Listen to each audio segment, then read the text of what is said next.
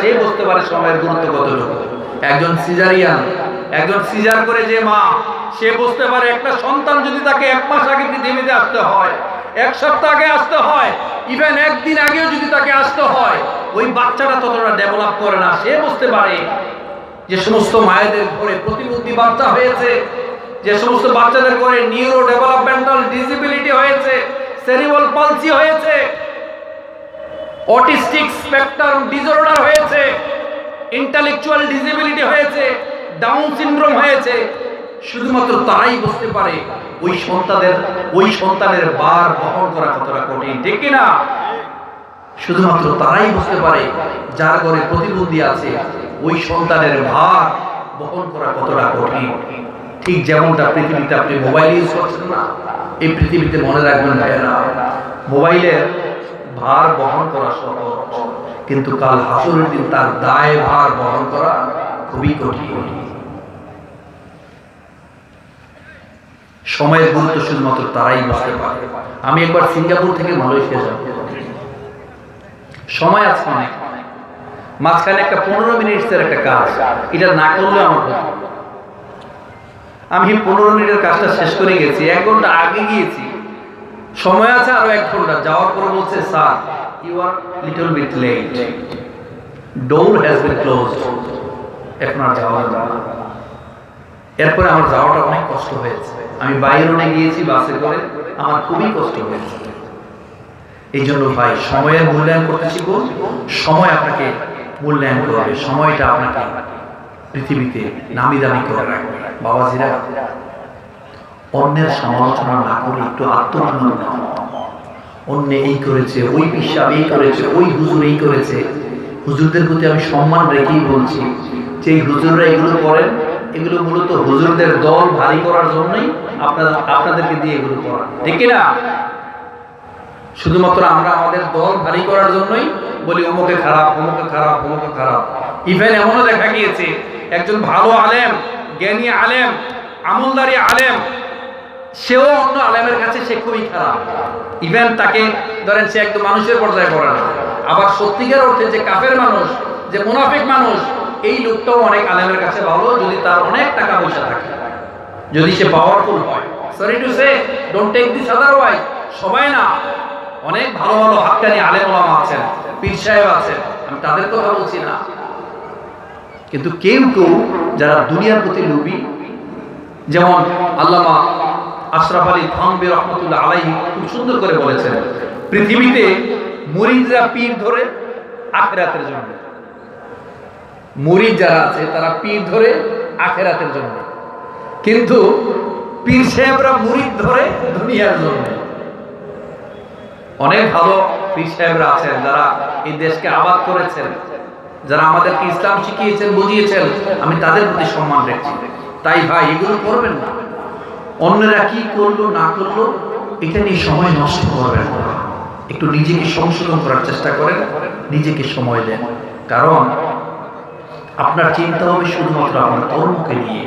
ইন্না আক্রামাকুম ইনদাল্লাহি আতকাকুম। আল্লাহর কাছে কোনো মানুষের শ্রেষ্ঠত্ব নির্বাচিত হয় ওই মানুষের তাকওয়ার উপর ভিত্তি করে। সে কতটা তাকওয়া, সে কতটা আমলদার, সে কতটা ভালো মানুষ, সে কতটা আল্লাহ কনশাস, কতটা আল্লাহ কনশাসনেস তার মধ্যে আছে, এটার উপর ভিত্তি করেই আল্লাহর কাছে তিনি সমাদৃত হন। ইন্না আক্রামাকুম ইনদাল্লাহি আতকাকুম। মনে রাখবেন, আপনি আপনার কর্ম নিয়েই পৃথিবীতে উঠবেন। এই পৃথিবী থেকে ছেড়ে যাবেন এবং আল্লাহর কাছে উঠবেন কর্ম নিয়েই। একটা মানুষের জৈবিক মৃত্যুর পর সে বেঁচে থাকে তার কর্মের মাধ্যমে। আপনি মারা গিয়েছেন, পৃথিবীতে আপনি সমাদৃত হবেন আপনি আপনার কর্মের মাধ্যমে। আবার যখন আপনি আল্লাহর কাছে পৌঁছে যাবেন, ওখানে গিয়ে উঠবেন আপনার কর্মের মাধ্যমে। আল্লাহর কাছে কর্ম নিয়ে আপনি উঠবেন। ইয়া আইয়ুহাল ইনসানু ইন্নাকা কাদিহুন ইলা রাব্বিকা কাদহান ফামুলাকি। আপনি আপনার কর্ম নিয়েই কিন্তু আপনি উঠবেন। কিন্তু হায় আফসোস, যেখানে আমাদের মৃত্যু খুব অত্যাসন্ন, আমাদের হিসাব নিকাশ খুবই অত্যাসন্ন, সেখানে আমরা পড়ে আছি দুনিয়ার ব্যস্ততা, দুনিয়ার অস্থিরতায়। আলহাকুমুত তাকাসুর হাত্তা যুরতুমুল মাকাবির। প্রাচুর্যের প্রতিযোগিতায় আমাদেরকে অন্ধ করে রেখেছে, মোহচ্ছন্ন করে রেখেছে, যেখানে আপনি হিসাব নিকাশ আপনার একেবারে সন্নিকটে, যে কোনো মুহূর্তে আপনার হিসাব আসবে, কিন্তু আমরা উদাসীনতায় মুখ ফিরিয়ে রেখেছি। ইকতারাবা লিন-নাসি হিসাবুহুম ওয়া হুম ফি গাফলাতিন মু'রিদুন। আপনার অত্যাশূন্য বিচার, কিন্তু আমরা বেমালুম ভুলে গিয়েছি আমাদের ব্যস্ততা। আমরা এক অস্থিরতম সময় পার করছি। আমাদের যে হিসাব পড়ে আছে, শুধুমাত্র সম্পদ অর্জন করতে হবে। মনে রাখবেন, ডোন্ট বি গ্রিডি, লোভী হবেন না, অল্পতে তুষ্ট হবে। একটা মানুষ যত বেশি পয়সাওয়ালা হবে, আমি বলছি না, I am not saying regarding your aim of objective, আপনার লক্ষ্য অবশ্যই থাকবে, আপনি বড় কিছু হবেন, আপনি পৃথিবীর সর্বশ্রেষ্ঠ ধনী হবেন, এটা আপনার লক্ষ্য, কিন্তু আপনি যা পান আপনাকে শুকরিয়া আদায় করতে হবে, ঠিক কিনা? আপনি অল্পতে তুষ্ট হওয়া লাগবে আপনাকে। একটা জিনিস মনে রাখবেন, একটা মানুষের সম্পদ যত বেড়ে যায়, সে রিজিকের তত বেশি পেরেশানিতে হবে। অথচ আপনি ধনী হয়েছিলেন কেন? যেন পেরেশানি থেকে মুক্তি পান, নাকি? আপনি ধনী হয়েছিলেন, আপনি সম্পদশালী হতেই চেয়েছিলেন যেন আপনার সব ধরনের চিন্তা ভাবনা অস্থিরতা দূর হয়ে যায়। কিন্তু যে যত বেশি সম্পদশালী, সে তত বেশি অস্থির এবং সে তত বেশি রিজিকের পেরেশানিতে পড়ে যায়। মনে রাখবেন, আপনার প্রয়োজন সেটা আপনি যে কোনো সম্পদ দিয়ে আপনি মেটাতে পারবেন, কিন্তু লোভী মানুষের কখনো পকেট ভরে না, তাকে আপনি অল্প দিয়ে তুষ্ট করতে পারবেন না। পৃথিবীতে একটা জিনিস খেয়াল রাখবেন, চারটা বিষয় এটা সৌভাগ্যের প্রতীক। এটা নবী মুহাম্মদ সাল্লাল্লাহু আলাইহি ওয়াসাল্লাম বলেছেন, বিশেষ করে নেককার গুণবতী স্ত্রী। মনে রাখবেন, নেককার গুণবতী স্ত্রী একজন, আরেকটা হচ্ছে ভালো প্রতিবেশী, আরেকটা এত পোকা, আরেকটা হচ্ছে প্রশস্ত বাড়ি। নেককার স্ত্রী, প্রশস্ত বাড়ি, ভালো প্রতিবেশী, আর হচ্ছে উন্নত বাড়ি। এই চারটা বিষয় হচ্ছে সৌভাগ্যের প্রতীক। যদি থাকে আলহামদুলিল্লাহ ভালো, কারণ পার্থিব জগতে পার্থিব কোনো বিষয় যদি হালাল হয়, এটা আপনি এনজয় করতে দোষ নেই। কিন্তু যদি আপনি লোভী থাকেন, 10টা গাড়ি থাকার পরও আপনার আরেকটা গাড়ি লাগবে, আপনার 5টা বাড়ি থাকার পরেও বাংলাদেশের অন্য মানুষের হাজার কোটি টাকাকে লাপাত্তা করে দিয়ে বিদেশের বিভিন্ন দেশে আপনাকে বাড়ি করতে হবে, এটাই হচ্ছে অন্যায়, ঠিক কিনা বলো মুসলমান?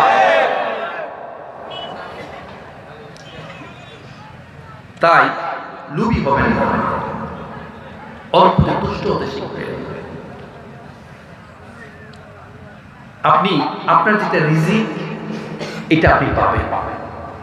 আল্লামা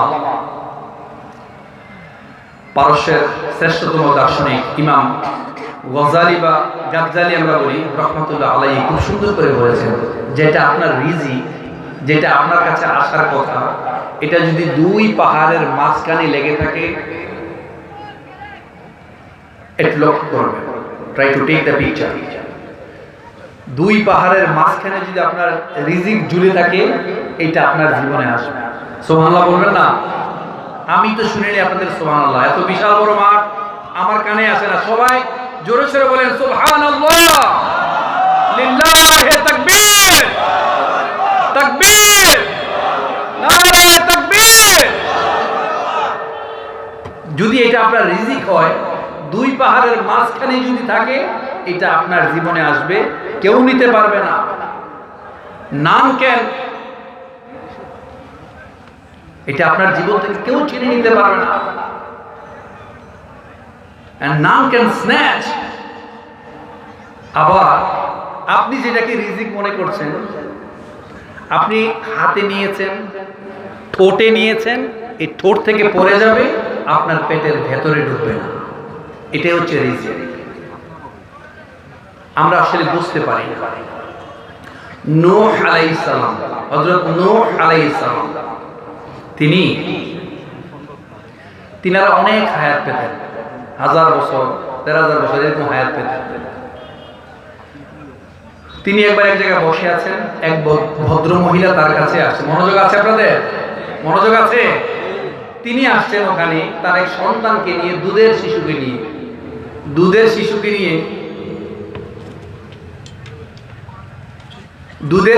নিয়ে হযরত নূহ আলাইহিস সালামের কাছে আসছেন একটু দোয়া নেওয়ার জন্য, যে হে নবী, আমার এই দুধের শিশুটাকে একটু দোয়া করে দেন। বয়স কত? বয়স হচ্ছে 300 বছর। ওই সন্তানের বয়স কত? জোরে বলেন। 300 বছর। ভদ্রমহিলা আসছেন তার সন্তানের জন্য দোয়া চাইতে, যে তার জন্য একটু দোয়া করে দেন, তার জন্য আল্লাহ নেক হায়াত দান করে। নূহ আলাইহিস সালাম বলছেন কাম উমরু, তার বয়স কত? বলে যে 300 বছর। তখন নূহ আলাইহিস সালাম বলছেন 300 বছর হায়াত পেয়েও তুমি তার জন্য দোয়া করার জন্য এসেছো, দোয়া চাইতে এসেছো যেন হায়াত বৃদ্ধি পায়। শেষ জমানার উম্মতের বয়স হবে 60 থেকে 70 বছর। কত বছর? বাবাজিরা, এইখানে আমি আরেকটা উদাহরণ দিই, একটা রেফারেন্স টানতে চাই। নবী মুহাম্মদ সাল্লাল্লাহু আলাইহি সাল্লাম বলেছেন, আল্লাহ তাআলা কোন মানুষকে 60 বছর পর্যন্ত সুযোগ দেন, 60 ইয়ার্স, যেন এই 60 বছরে সে ফিরে আসে, সে যেন সংশোধন হয়, সে যেন পরিবর্তন হয়। আল্লাহ তাআলা আপনার জন্য অপেক্ষা করছেন বাবাজিরা। আপনি এই বুঝি ক্ষমা চাইবেন, আপনি এই বুঝি আল্লাহর কাছে কায়েমুল হকে ক্ষমা চাইবেন। গাফিরিয যামবি ওয়া কাবিলিত তাওবা, আল্লাহ ইজ ওয়েটিং ফর আস 24/7। আল্লাহ 24 ঘন্টা আমাদের জন্য ওয়েট করছেন। আল্লাহ আপনাকে ডাকছেন, তুমি এই বুঝি আমার কাছে ক্ষমা চাইবে। আপনি ক্ষমা চাইবেন আর আল্লাহ তাআলা সাথে সাথে আপনাকে maaf করে দিবেন। কিন্তু আমরা আল্লাহর কাছে কায়েমুল হকে ক্ষমা চাইতে পারি না বাবাজিরা।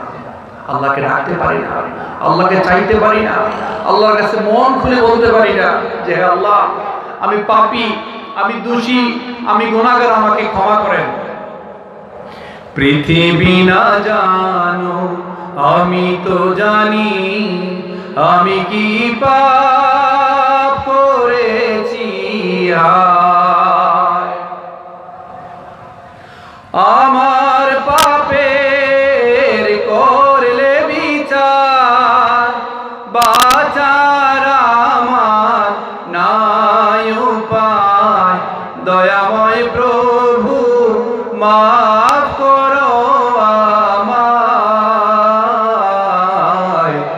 মাফ করো আমায়। সবাই সমস্যার বলি আমিন। আমাদের এত পাপ বাবাজিরা, এরপর আমরা আল্লাহর কাছে ক্ষমা চাইতে পারি না, আবার মানুষকে আমরা মাফ করতে পারি না। অথচ strategy is very simple. If you want forgiveness from Allah subhanahu wa ta'ala, first of all you will have to forgive others. আপনি যদি ক্ষমা পেতে চান, আগে আপনি মানুষকে ক্ষমা করেন। আল্লাহ তাআলা পবিত্র কোরআনে বলেছেন, কালামুল্লাহ মাজিদে বলেছেন, ওয়া ইন তা'ফু ওয়া তাসফাহু ওয়া তাগফিরু ফাইন্নাল্লাহা গফুরুর রহিম। যদি তুমি ক্ষমাশীল হও, যদি তুমি দয়াশীল হও, তাহলে জেনে রেখো আমি আল্লাহ ক্ষমাশীল। সুবহানাল্লাহ বলবেন না? ক্ষমা চাইবেন, মানুষকে ক্ষমা করে দিবেন। মানুষকে ক্ষমা করলে বাবাজিরা আপনি ভালো থাকবেন, আপনি ক্ষমা পাবেন। রাতের বেলায় এক আনসার সাহাবী শুধুমাত্র অন্য কোনো আমলের কথা আসে না, শুধুমাত্র মানুষকে ক্ষমা করে দিয়ে বিছানায় ঘুমোতে যেতেন বলেই পৃথিবীতে থাকতেই, দুনিয়াতে থাকতেই জান্নাতের সুসংবাদ প্রাপ্ত হয়েছেন। সুবহানাল্লাহ বলবেন না? আল্লাহ রাসূল সাল্লাল্লাহু আলাইহি সাল্লাম এক মাজলিসে বসে আছেন। ওখানে বসে হঠাৎ করে সবাইকে বলছেন, এখন যে লোকটা আসবে, একটা লোক আসবে, যে আসবে সে হচ্ছে জান্নাত। সাহাবীরা তো আশ্চর্য হয়ে গেলেন, ভাবলেন কোন বুজুর্গ টাইপের লোক মনে আসবে না। কিন্তু যিনি প্রবেশ করলেন এক সাহাবী, পোশাক আশাক বেশি সুবিধার না, জুতা বগল দাপা করে তিনি মজলিসে আসলেন। তিনারা বললেন উনি জান্নাতি। পরে আবার আরেকদিন আল্লাহ রাসূল বলছেন, এখন মজলিসে যেই লোকটা আসবে তিনি জান্নাতি। ওই ব্যক্তিটাই আবার আসলেন। সাহাবীরা তো আশ্চর্যান্বিত হলেন। তৃতীয়বার আরেকদিন বললেন, এখন মজলিসে যে ব্যক্তিটা আসবে তিনি জান্নাতি। ওই ব্যক্তিটা আসলে সাহাবী তো বললেন, আমাকে তো দেখতেই হবে সে কি আমল করে। একদিন গেলেন তার বাড়িতে, গিয়ে বললেন, ভাইজান আমি মুসাফির, আমি তো আপনার এখানে 3 দিন কয়েকটা দিন রাত যাপন করতে চাই। আর সাহাবীরা তো এটাই চাইতেন, মেহমানদারি করতে চাইতেন যে আসেন, ওয়েলকাম। 3 দিন তিনি ওখানে ছিলেন। দেখলেন ওই সাহাবী এমন বিশেষ কোনো আমল করছেন না যে আমলটা এই সাহাবী করছেন না। তিনি চিন্তায় পড়ে গেলেন, তাইলে কি এমন আমল যার কারণে তিনি জান্নাতে চলে যাবেন। একদিন বলেই ফেলেন, ভাই আমি মুসাফির টুসাফির কিচ্ছু না। আল্লাহ রাসূল সাল্লাল্লাহু আলাইহি সাল্লাম 3 দিন মজলিসে আপনার কথা বলেছেন যে আপনি নাকি জান্নাতে চলে যাবেন, কি এমন আমল করেন? তখন তিনি তো আর জানেন না। তিনি বলেন, ভাই আমি তো জানি না আল্লাহ রাসূল আমাকে নিয়ে কি বলেছেন, আমি জান্নাতে কিনা আমি জানি না, তবে আমি একটা আমল খুব ভালোভাবে করি। রাতের বেলায় ঘুমোতে যাওয়ার আগে কোনো মানুষের প্রতি আমি রাগ ও ঘৃণা হিংসা বিদ্বেষ রাখি না। মানুষকে ক্ষমা করে দিয়ে বিছানায় ঘুমোতে যাই বলেই হয়তো আল্লাহ সুবহানাহু ওয়া তাআলা আমাকে এই বেহেশতের সুসংবাদ দিয়েছেন। সুবহানাল্লাহ বলবেন না? আপনারা ক্ষমা করে দিবেন, আপনারা মানুষকে ক্ষমা করবেন, আপনারাও মানুষকে ক্ষমা করে দিবেন। ক্ষমা করলেই আপনি ভালো থাকবেন, নিরাপদে থাকবেন। মনে আছে আপনাদের কাছে নূহ আলাইহিস সালামের কাছে ওই ভদ্র মহিলা এসে বলছেন বয়স 300 বছর। তখন নূহ আলাইহিস সালাম ওই ভদ্র মহিলাকে বলেছেন, শেষ জমানায় এমন উম্মত আসবে যাদের বয়স 60 থেকে 70 বছর। খুব কম সংখ্যক উম্মত হবে যে এর চেয়ে একটু বেশি পেয়েছে, কিন্তু তাদের বয়স হবে 60 বছর 70 বছরের সব শেষ। তখন ওই ভদ্র মহিলা একটা কথা বলেছিলেন, কি বলেন, এত অল্প সময়ের জন্য তাইলে কি তারা বাড়ি ঘর বানাবে, ঘর বাড়ি বানাবে? তা আজকে যদি আমি ওই ভদ্র মহিলাটারে পাইতাম, বলতাম যে একটু সিলেটে আসে, একটু মৌলভীবাজারে আসে, ঢাকা সিটিতে যান, দুবাইতে যান, মালয়েশিয়ায় যান, পেট্রোনাস টুইন টাওয়ারে যান, আমেরিকায় যান, সৌদি আরবে যান, গেলে দেখবেন বিল্ডিং কাকে বলে, ঠিক কি না? তো আমরা ভাই প্রাচুর্যের প্রতিযোগিতায় আমরা মোহাচ্ছন্ন হয়ে আছি, আমরা অন্ধ হয়ে আছি, আমরা সময়টাকে কাজে লাগাতে পারি না। বাবাজিরা, আল্লাহ আমাদেরকে এত নিয়ামত দিয়েছেন, আল্লাহ আমাদেরকে এত দিয়ে ধন্য করেছেন। আমরা নামাজে দাঁড়ালে, 2 রাকাত নামাজে দাঁড়ালে রাতের সমস্ত চিন্তা আমাদের মাথায় আসে। 2 রাকাত নামাজ পড়তে গেলে 200 চিন্তা আমাদের মাথায় আসে। আল্লাহ তাআলা যদি বলেন আমি তোর এই নামাজ কবুল করলাম, আপনি কি করবেন বলেন? 2, 4, 5, 7 জন যদি আমরা একসাথে বসে থাকি, ইভেন তারা যদি অনেক ক্ষেত্রে আলেম ওলামা হয়, দাড়ি টুপি জুব্বা পরে আছে, আপনারা বিরক্ত হচ্ছেন বাবাজিরা? ধরেন দাড়ি টুপি পরা আছে আমাদের মতোই, আমি সম্মান রেখেই বলছি, don't take this other way. 5-7 জন একসাথে বসলেও একজন লোক যদি একটু ওয়াশরুমে যায়, একটু উঠে যায়, বাকি 4 জন তারই নিয়ে সমালোচনা লিখতে হবে, ঠিক না? রাস্তায় 2 জন, 4 জন, 5 জন, 7 জন হাঁটাহাঁটি করছে, তাদের মূল মেসেজ থাকে অন্যের সমস্যা, অন্যের বদনাম, অন্যের গীবত, ঠিক না? কিন্তু বাবাজিরা, আপনি একটু আত্মনিমগ্ন হওয়ার চেষ্টা করেন, মনটাকে একটু বোঝেন। আমরা আসবার পথে একটা মসজিদে স্টে করেছি, ওখানে আমরা নামাজ আদায় করেছি। হঠাৎ করে আমাদের সফরসঙ্গী যারা ছিলেন, আমরা চিন্তা করে দেখলাম এই আশেপাশে সুন্দর একটা জায়গা আছে, বিশ্বাস করবেন অন্ধকার। আমরা একজন আরেকজনকে বলছি এই প্লেসটা একটু কবরস্থান না, এখানে আমাদেরকে শোয়া লাগবে, রেখে দিয়ে আসবে। বাবাজিরা, আপনি যখন মারা যাবেন, মারা যাওয়ার পর যদি বৃষ্টির সময় হয়, বর্ষাকাল হয়, কবরে যাবে, কবর খুলবে, শুধু পানি ওঠে, শুধু পানি আর পানি। পানি কত আর ফেলবে, পানি ফেলতে ফেলতে ফেলতে আবার পানি ওঠে। একটা সময় বিরক্ত হয়ে আপনার লাশটা পানির মধ্যে ছেড়ে দিয়ে আসে। আপনি যেদিন মারা যাবেন, পৃথিবীর কেউ কাঁদবে না, 2 জন ছাড়া অন্য কেউ কাঁদবে না, সবাই আসবে খাওয়ার জন্য, বিরক্ত হয়ে আসবে, আমি না গেলে আমাকে কি বলবে, কিন্তু আপনি যে মারা যাবেন একদিন, এই অবস্থায় এই হালাত যে আপনার হবে, এটা আপনি মাথায় নিচ্ছেন না। কবরের সমস্ত হিসাব মনে জন্য যে মারা গেছে তার আমার জন্য হবে না।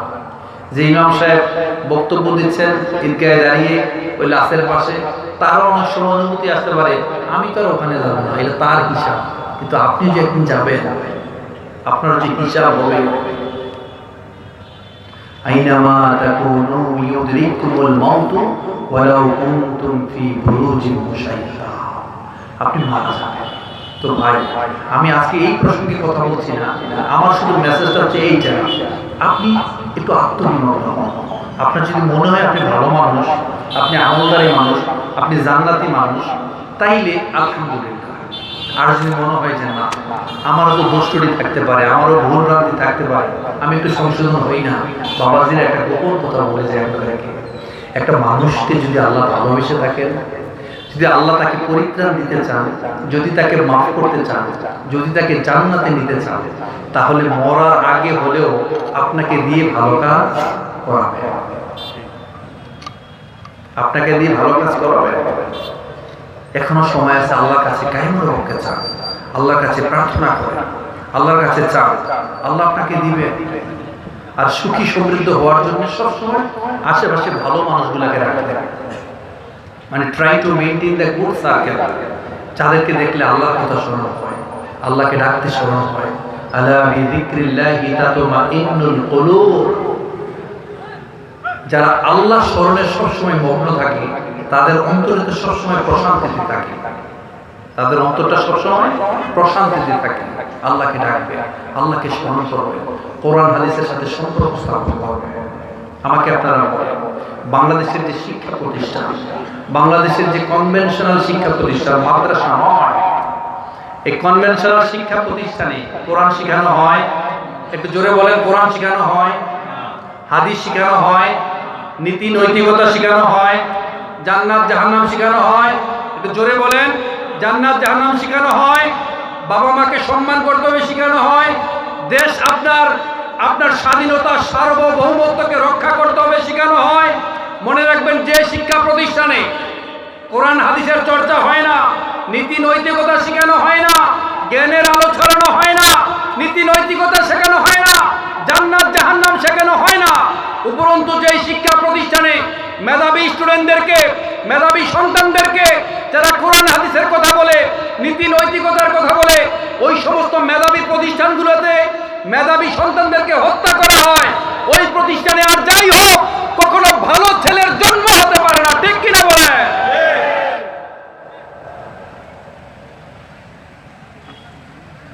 বড় বড় চোর হবে, বড় বড় ডাকাত হবে, যারা দেশটাকে স্বাধীনতার 50-55 বছর চলে গিয়েছে, আমরা চৌর্যবৃত্তি ছাড়া আর কিছুই দেখতে পারি না। আল্লাহ তাআলা বলেছেন, আফা হাসিবতুম আন্নামা খলাকনাকুম আবাসা ওয়া আন্নাকুম ইলাইনা লা তুরজাউন। তুমি কি মনে করেছো তুমি পৃথিবীতে এমনি এমনি সৃষ্টি হয়েছো, আমার কাছে প্রত্যাবর্তিত হতে হবে না? আপনাকে ফিরে আসতে হবে। তাই বাবাজিরা সন্তানদেরকে কোরআন শিখাবেন, আলেম ওলামাদের সোহবতে থাকবেন, ভালো কাজ করবেন, দেশের কল্যাণে কাজ করবেন, মানবতার কল্যাণে কাজ করবেন। প্রয়োজনে বাবাজিরা, প্রয়োজনে মানুষের জন্য করবেন। এই অসৎ সঙ্গে না থেকে দান সদাকা করবেন, মানবিক হবেন, আন্তরিক হবেন। আপনার ছোট্ট দান, আপনার যে ছোট্ট অনুদান, আল্লাহ তাআলা পেলে পুষে পাহাড়ের মতো বড় করে দিবেন। এটাকে পেলে পুষে পাহাড়ের মতো বড় করে দিবেন। বাবাজিরা, দেওয়ার মধ্যে যে আনন্দ, দেওয়ার মধ্যে যে আনন্দ, এটা আর অন্য কিছুতে সুখ নাই বাবাজিরা। যারা দেয় তারাই শুধু বুঝতে পারে দেওয়ার মধ্যে কি আনন্দ, যারা দেয় না তারা কখনো এই সুখ পায় না।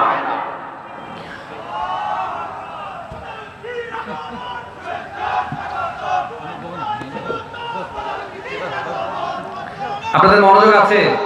মনোযোগ আছে? সর্বশেষ বাবাজির আমি যে কথাটা বলে শেষ করতে চাই,